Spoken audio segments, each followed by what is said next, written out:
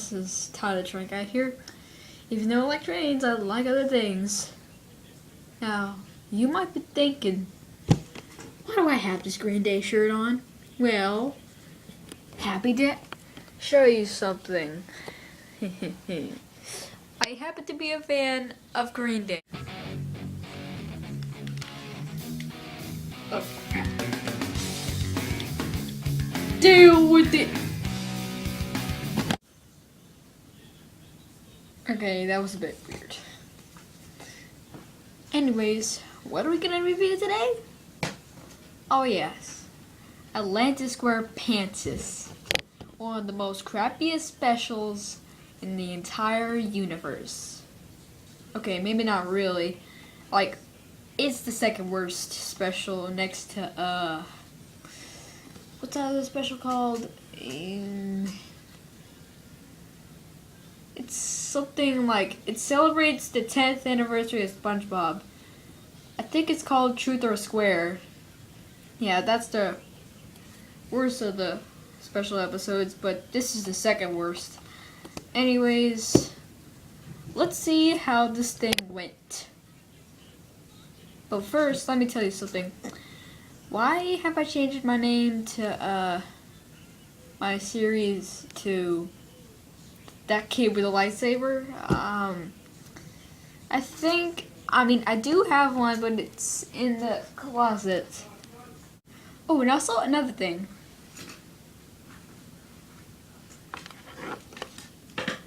I happen to have some new headphones, yeah. Like, I get to put this on and be a big nerd.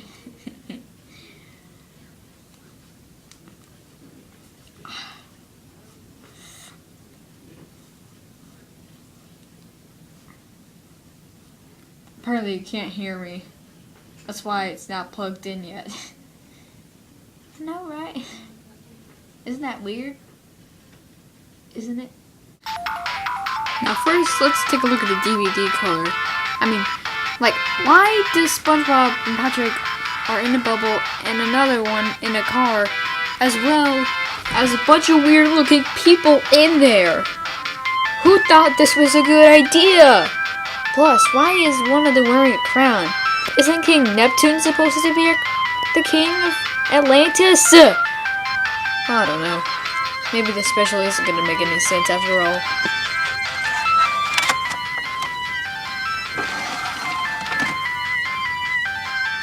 Now, let's take a look at the plot. If you even call it a plot at all. Now, the episode begins with SpongeBob and Patrick making bubbles, but Patrick thinks that the camera is breaking them. But SpongeBob tells him that it's just the nature of the bubbles and decides to sum it up in one thing. By singing a freaking song. I mean, by the way, listen to the song lyrics. Like presents on Christmas Day, it doesn't seem to stay, or a cheese souffle.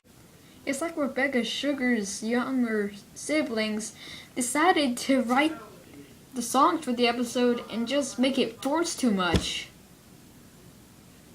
And that's just weird. So, after that musical inspiration, I think, SpongeBob decides to make a bubble that will last for a long time. After that, he then realizes that he created a huge bubble and gets inside a weird-looking cave. He then gets popped by a metal sign and then takes it to the museum. Mr. Krabs, in his cheaply ordered fashion, decides to make a lady pay her money to go in and runs away. Really? Is this what Mr. Krabs like to do nowadays? Be a total jerk or a total criminal in general nowadays? Anyways, we see SpongeBob and Patrick try and tell their friends that they found the missing half to the Atlantean omelet, and whenever Sandy comes around, she is interested. Really, what is up with her with science lately? It's like she sees math, she sees science. It's like Walt Disney threw up. So Squidward decides to put on the amulet together, and electric things come out of nowhere, causing a van to rise and crash into the museum. And then, holy crap, what am I looking at here? Oh yeah, CGI and animation. Because we haven't got that in a long time, haven't we? Well, I can see the children doing that right now. I can see them sitting down watching the episode, and they're like, oh, this is weird. This isn't from an actual cartoon. And then all of a sudden, what's going on? Why is my thing rising up? Then soon enough, it's just like rising everywhere. It's like, ooh, ooh, ooh.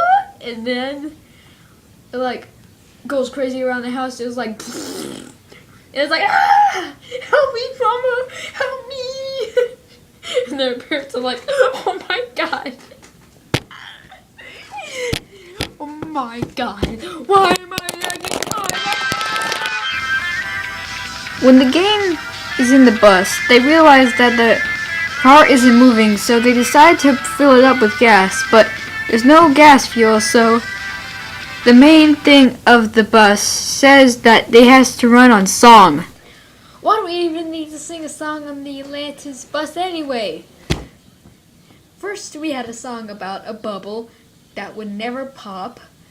And second, we see them going to Atlantis where they sing all their favorite songs in one piece. This is gonna be a long episode. Wish I had a drink. Close enough.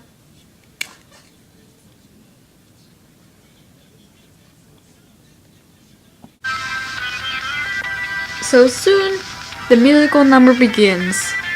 SpongeBob sings first because, you know, he's the leader and all, and dreams of having to see an old bubble, while Mr. Krabs loves to see money, and Sandy loves to be in science, and of course, this scene is a bit forced too much. Just like the one in the first song. Listen.